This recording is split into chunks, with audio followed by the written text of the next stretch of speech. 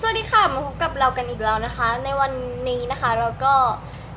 ถ่ายตอนเย็นๆนะคะ เพราะว่าชุดขาวเราถ่ายตอนเช้านะคะก็วันนี้นะคะเราจะมารีวิวสควิชชี่ค่ะก็ถือได้ว่าเป็นสควิชชี่แรกของเราเลยนะคะโอ้ my god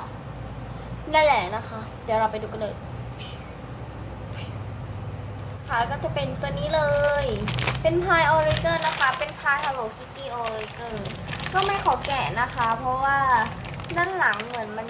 สีมันจะลอกนิดหนึ่งตอนนี้ก็ชาโลมาเป็นรูป Hello Kitty นะคะโอ้ยแสงหน่อยอันนี้ก็จะเขียนราคาไว้นะคะนี่โอ้ย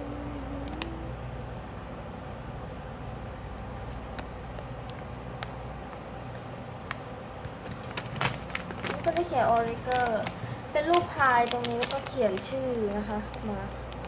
ชื่อเค้กอะโอ้ยไม่เห็นไหมก็ตัวเค้กนะคะจะนุ่มสโลว์มากเลยนะคะก็จะมีโบมีสตรอเบอรี่มีใบมีเนื้อครีมแล้วก็มี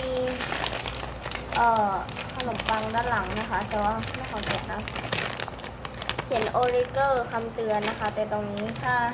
ไม่เห็นก็ต้องขออภัยด้วยนะคะมันจางมากแล้วเพราะว่าเราบีบไปเยอะมากแล้ว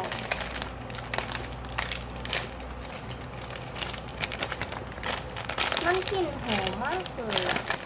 สำหรับคลิปวิดีโอในวันนี้ก็ต้องขอลาไปก่อนนะคะบ๊ายบาย